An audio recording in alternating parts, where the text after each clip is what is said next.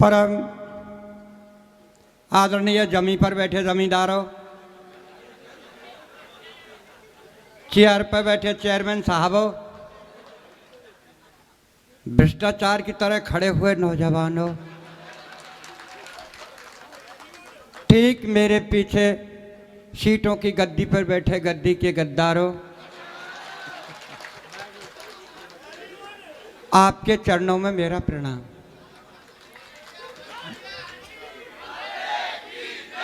भाई साहब, मैं बहुत सीधा साधा कवि हूं। मैं बिल्कुल शांत बैठा, सार्थक जी ने मुझे उठाया।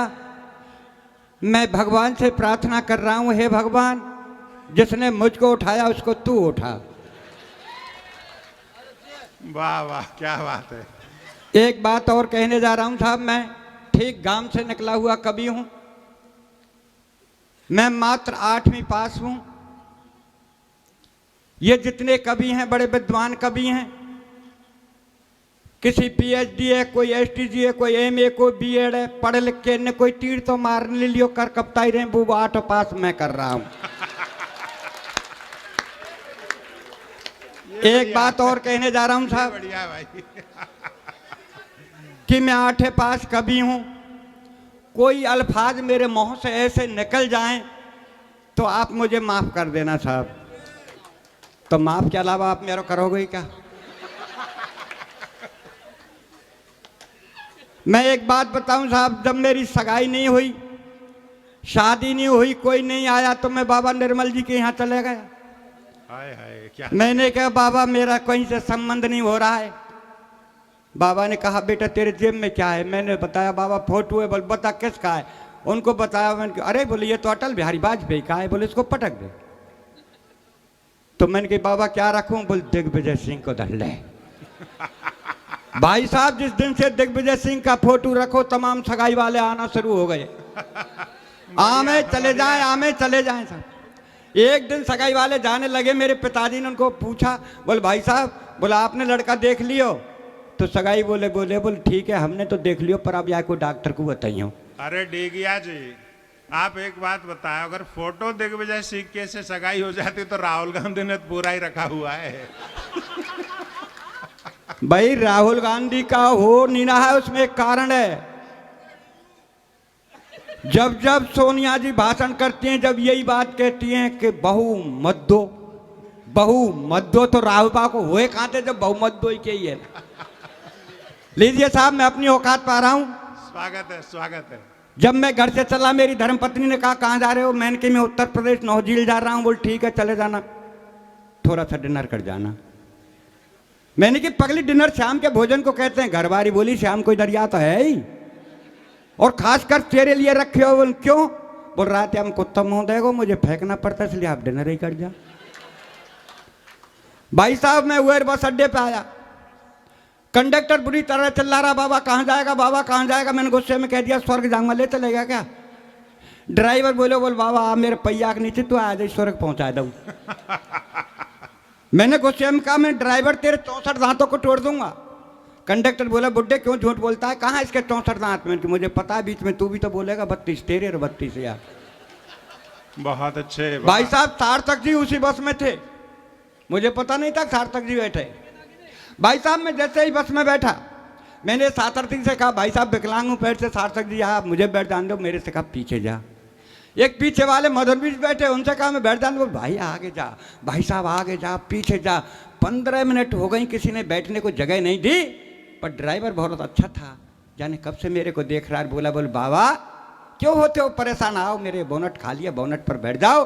भाई साहब, मैं ड्राइवर के पास बोनट पर बैठ गया। बस चली, 3 किलोमीटर जाकर के रुकी। कारोई पेंट, कारी बुरसट, कारी चश्मा, देखने में सचमुच ऐसी लग रही थी करश्मा। भाई साहब, बस में चढ़ी, 1 मिनट खड़ी हुई। सार्थक जी बोले मैडम कब तक खड़ी रहोगी? मैं सरकता हूँ, बैठ जाओ। कि नहीं नहीं आप रहने दो। फिर एक सज्जन ने कहा बोल मैं खड़ा होता हूँ, बैठ जा। बोल नहीं, लेकिन भाई साहब सच बताऊँ वो किसी के पास नहीं बैठी, और धीरे धीरे आके मेरे ही पास बोनट पर बैठी। भाई साहब, हंसने की बात नहीं है, हंसने की बात नहीं है, सब अपनी अपनी किस्मत का खेल है। भाई साहब बस चली, थोड़ी दूर जाने के बाद बस खाली हुई, एक सवारी उतरी, बस सीट खाली हुई, मैं उस सीट पर जाकर के बैठ गया। मुझे बीड़ी पीने की आदत थी, मैं बीड़ी पी रहा था। उस बस में एक औरत थी, औरत के गोदी में बच्चा था। तो वो औरत मेरे से बोली, बोल बाबा आप पढ़े हो? मैंने कहा हाँ पढ़ा हूँ। बोल कितना? मैंने 8 पास किया है। तो बोल देख खिड़की के बगल में क्या लिखा है? भाई साहब बस में लिख रहा था बीड़ी पीना मना है। मैंने कहा बेटी इसमें तो ये लिख रहा है बीड़ी पीना मना है। तो जब आप बीड़ी पीना मना है फिर भी आप बीड़ी पी रहे हो? भाई साहब मैंने बीड़ी तुरंत फेंक दी और बैठ गया। थोड़ी दूर चलने के बाद वो बच्चा रोने लगा, वो अपने बच्चे को दूध पिलाने लगी। थोड़ी देर बाद मैंने कहा बेटी तू पढ़ी है? कहा? बोला हाँ बाबा मैंने तो एमए किया है। मैंने देख खिड़की के बगल में क्या लिख रहा है? तो उसमें लिख रहा था चलती बस में शरीर का कोई भी अंग बाहर ना निकालें। भाई साहब मुसाफिर बस अड्डे पे आया, एक भिखारी आया और मेरे से बोला बाबूजी बाबूजी। मैंने बोल क्या बात है? बोल 2 रुपए दे दो। मैंने क्या करेगा? बोल चाय पीऊंगा। अरे मैंने कम वक्त चाय 2 रुपए की आती है, चाय तो 5 रुपए की आती है। अगर मांगता तो मेरे से 5 रुपए मांगता। भाई साहब भिखारी का जवाब देखिए। भिखारी हाथ जोड़ के मेरे से बोला बाबूजी जाकी जैसी हैसियत होए हम बाप ऐसे ही पैसा मांगे। जाकी जैसी हैसियत होए हम बाप है ऐसे मैं सब ऐसे ही पैसे मांगे। तो मैंने कहा भिखारी से ठीक है भैया मेरी हैसियत ऐसी है। सार्थक जी वहाँ बैठे थे, मैंने तुरंत इनकी तरफ हाथ कर दिया। मैंने कहा भैया इनते ले ले। तो भाई साहब भिखारी ने सार्थक जी को ऊपर देखा और नीचे देखा और फिर हाथ जोड़ के वो भिखारी मेरे से बोला बाबूजी। मैं बोल क्या बात है? बोले खुदा ही भिखारी सो लग रहा है, हमको कहा देगो। भाई साहब छोकरवारे बस अड्डे पे आया, एक भिखारी और मिला, मेरे से बोला बाबूजी बाबूजी। मैंने बोल क्या बात है? बोल 10 रुपए दे दो। मैंने क्या करेगा? बोल चाय पीऊंगा। अरे मैं कम वक्त चाय 10 रुपए की आती है, चाय तो 5 रुपए की आती है। अगर मांगता तो मेरे से 5 रुपए मांगता। भाई साहब भिखारी का जवाब देखिए। भिखारी हाथ जोड़ के बोलो बाबूजी 5 रुपए की मैं पीऊंगा, 5 रुपए की मेरी प्रेम का तो पिएगी। अरे मैंने कहा तू भिखारी होकर के प्रेम का रखता है? बोल बाई के चक्कर में भिखारी बनी हो ना, मैं महलन में रह रहा हूँ तेरी तरह पहले। लीजिए भाई साहब जब ठीक मैं भरतपुर में आया तो एक बच्चा दौड़ता हुआ आया और मेरे से बोला अंकल। मैंने कहा हाँ बेटा। बोल पीछे से 2 आंटी आवाज लगा रही हैं। भाई साहब पीछे मुड़ के देखा तो सचमुच 2 औरतें मेरे पीछे दौड़ी आ रही। मैं खड़ा हो गया, मेरे से आकर के बोली बाबा। मैं हाँ बेटा। बोल तेरा फोटो दे जा, तेरा फोटो दे जा। मैंने कहा भाई मेरा फोटो ले जाकर आप क्या करेंगी? बोल बाबा रात को हमारे बच्चे रोते हैं, तेरा फोटो दिखाएंगे, बच्चा रो मत नहीं हुआ। और भाई साहब जब ठीक मैं आपकी बस्ती में आया तो मुझे किसी ने नजर उठा करके नहीं देखा, पर एक डॉक्टर साहब ने जरूर देखा और बोले बोल बाबा कहाँ जा रहे हो? मैंने कहा साहब नौ झील में एक कब सम्मेलन है, मैं उसमें जा रहा हूँ। बोला आप कभी हो? मैंने कहा हाँ कभी हूँ। बोला आप क्या के कभी हो? आप तो बीमार हैं। अरे मैं डॉक्टर साहब मैं बीमार नहीं हूँ। बोल मैं डॉक्टर हूँ, मेरा विश्वास कर। आप में खून नहीं है, आप खून चेक करा लो। मैं डॉक्टर साहब जब खून ही ना है तो चेक क्या कराऊंगा? बोला आप अपना ब्लड प्रेशर चेक करा लो। मैं डॉक्टर साहब जब ब्लड ही नहीं है तो प्रेशर कहाँ से होगा? और मैं डॉक्टर साहब ब्लड प्रेशर के बारे में मैं खूब जानता हूँ। जब मैं हाई स्कूल में पढ़ता था मेरा ब्लड हाई था और इंटर किया तो मध्यम रह गया। और ज्यादा नाते घरवाली घर में आई है डॉक्टर साहब वादा नाते लो चल रहा है। अब भाई साहब अच्छा लगा तो एक बार ताली बजा जाते मुझे और भी थोड़े अच्छा। लेकिन भाई साहब मैंने जिस दिन से लो चल रहा है मैं डॉक्टर की सिरंज को तोड़ा। मैंने कहा डॉक्टर साहब आपके बजाय तो हिंदुस्तान के मच्छर अच्छे हैं, जहां वो काटते हैं तुरंत खून निकाल लेते हैं।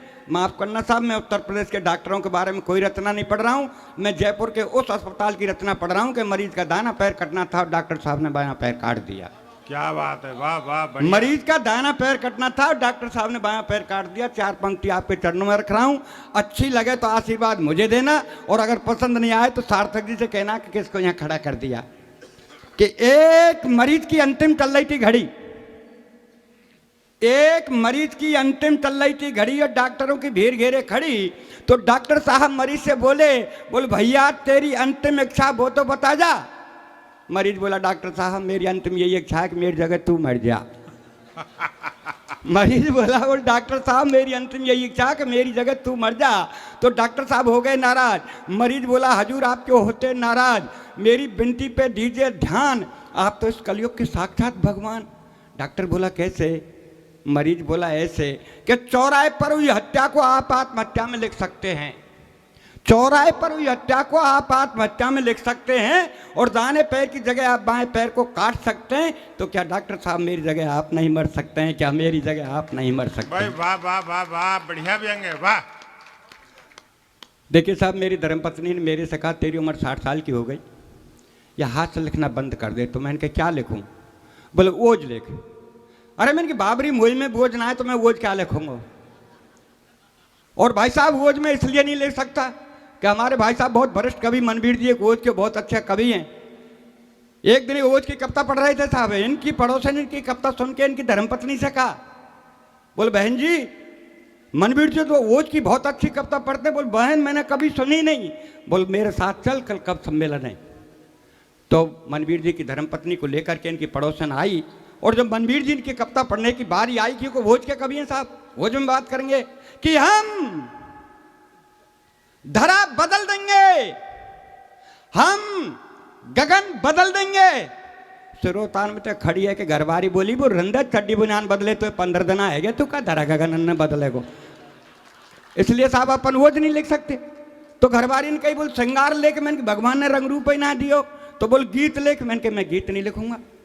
मेरे देश में ऐसे से गीत चले जो बंटा ढार कर दिया। भाई साहब मैं छोटा था, मेरे बाबा कहते गीत गा। भाई साहब मैं गीत गाता, काना बरसाने में आ जाइयो बोला गई राधा प्यारी, काना बरसाने में आ जाइयो बोला गई राधा प्यारी। और आज मेरे नाती से कहूं कि बेटा गीत गा, तो पता है नाती क्या गाता है? सर काले खटिया जाड़ो लगे, जाड़े में बलमा प्यारो लगे। ऐसे से गीत चले साहब। बोल तू ना मिली तो हम जोगी बन जाएंगे। मैंने कही मिल गई तो कुआं में गिर के मर जाएगा। ये गीत ऐसा चलो, तू जहां कहीं रहेगी मैं सूंघते सूंघते आ जाऊंगा, कुत्ता आएगा। ये गीत ऐसे चलो, मैं दिल्ली से गई पूना, पूना से गई पटना, माहू ने मिलो सजना, यहाँ जाती 9 झील में कितने चाहिए यहाँ चले जाती। इसलिए भाई साहब अपन गीत वीत नहीं लिखते, अपन तो देखते हैं जो लिखते हैं साहब। सुबह सुबह का वक्त मस्जिद की अजान और मंदिर की झालर कितनी लगती है प्यारी। सुबह सुबह का वक्त मस्जिद की अजान और मंदिर की झालर कितनी लगती है प्यारी। और चाय का प्याला लेके मेरी चारपाई के पास खड़ी घरवारी बोली अजी सुनते हो? मैंने कहा सुन रहा हूँ, बहरा नहीं हूँ, बोल क्या कहना है कह दीजिए। बोले मैं कब की खड़ी हूँ, लो चाय पी लीजिए। मैंने कहा सुबह सुबह का वक्त है, राम रहीम का नाम लेने दीजिए, इस चाय को 10 मिनट बाद दीजिए। तो गुस्से में बोली कि 10 मिनट में तो ठंडी हो जाएगी। अरे मैंने कहा कम मत, तेरी उम्र 60 साल की है गई, तू अब तक ठंडी ना है पाई तो कहता 10 मिनट में ठंडी हो जाएगी। भाई वाह वाह वाह। मैंने कहा कम मत, तेरी उम्र 60 साल की है गई, तू अब तक ठंडी ना है पाई तो कहा चाहे 10 मिनट में ठंडी हो जाएगी। भाई साहब इतनी कहने पर गुस्से में तेज कमरे से बाहर आके बड़े जोर से रोने लगी, भगवान से प्रार्थना करने लगी, हे भगवान मेरी एक अर्जी है, आगे आपकी मर्जी है, मेरा एक थोड़ा सा काम कर दीजिए, इस संसार से मेरे पति बाबूलाल ढीगिया को उठा लीजिए, मुझे विधवा बना दीजिए। इतनी सुनने पर अपनी गुस्से में तेज बैग उठाया कमरे से बाहर। घरबारी बोली कहाँ जा रहे हो भरतार? मैंने कहा आत्महत्या करने। बोला आत्महत्या करनी है तो जल्दी कर लीजिए, ये भी आपके हित में होगा, और 4 दिन पीछे मरा तो तेरा दाह संस्कार नहीं होगा।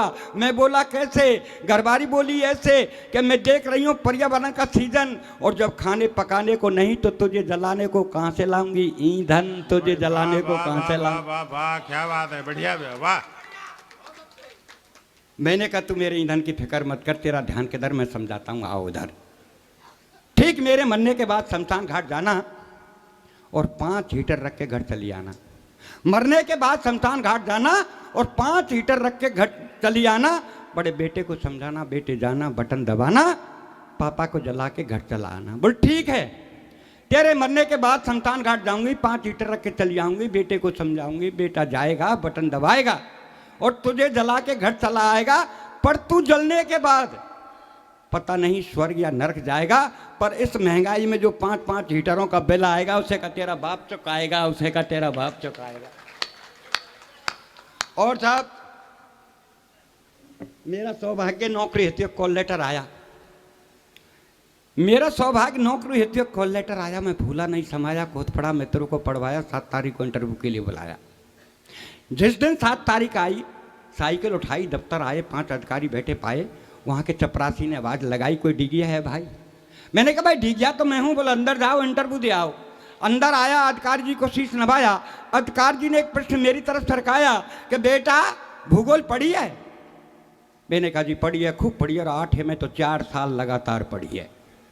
भूगोल पढ़ी है, खूब पढ़ी है, 8 में तो 4 साल लगातार पढ़ी है, तो बोल बताओ वनों से हमें क्या लाभ होते हैं? मैंने कहा हजूर वनों से हमें बहुत लाभ होते हैं, वन हमारे बहुत काम आते हैं, चोरी डकैती अपहरण और बलात्कार करके वनों में तो छिप जाते हैं। भाई वाह वाह, क्या बात है, वाह। वन हमारे बहुत काम आते हैं, चोरी डकैती अपहरण और बलात्कार करके वनों में छिप जाते हैं, और पुलिस की धरपकड़ से बच जाते हैं, तो वीरप्पन का चलाई वीरप्पन के बाप बन जाते हैं। हजूर वन हमारे बहुत काम आते हैं, वन हमारे बहुत काम आते हैं। वाह वाह। दूसरे अधिकारी ने बुलाया, उसने भी यही प्रश्न आगे सरकाया। बोल बेटा पुलिस की धरपकड़ से बच जाते हैं, वीरप्पन के बाप बन जाते हैं, और पुलिस की पकड़ में आ जाते हैं तब? मैंने कहा हजूर पिटते हैं जब, और 3 साल पीछे आत्मसमर्पण करते हैं, 4थी साल पर सीधे दिल्ली की सीट पर बैठ जाते हैं। हजूर वन हमारे बहुत काम आते हैं, वन हमारे बहुत काम आते हैं। भाई वाह, बहुत अच्छे, बढ़िया व्यंग है बाबूलाल जी। तीसरे अधिकारी ने बुलाया, उसने भी एक प्रश्न और सरकाया कि बेटा हिंदी के बारे में जानते हैं? मैंने कहा साहब हिंदुस्तान में रहते हैं, हिंदी को राष्ट्रभाषा मानते हैं, हिंदी के बारे में खूब जानते हैं, तो बोल बताओ ये गंगा कहाँ से आती है और कहाँ तक जाती है? गंगा कहाँ से आती है और कहाँ तक जाती है? मैंने कहा सर गंगा शर्मा जी के घर से आती है और वर्मा जी के घर तक जाती है। हाय हाय। गंगा शर्मा जी के घर से आती है और वर्मा जी के घर तक जाती है, शाम को मैला बदन गीले कपड़े वापस शर्मा जी के घर पहुंच जाती है। अरे बोल तू किस गंगा की बात कर रहा है?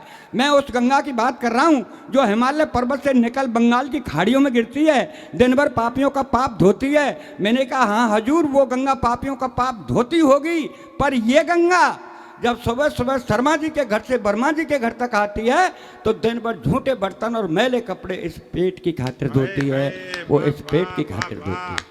वाह। अंतिम अधिकारी ने बुलाया, उसने भी एक प्रश्न और सरकाया कि बेटा जनरल नॉलेज का ज्ञान?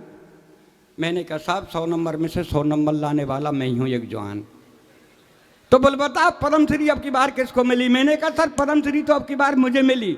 बोल पद्मश्री आपको? मैंने कहा जी हाँ। बोल कैसे? मैंने कहा ऐसे सर बैसाख में मेरी शादी हुई थी, मेरी धर्मपत्नी का नाम पद्मश्री है, इसलिए मुझे मिली, पिछले साल का पता नहीं जाने किसको मिली।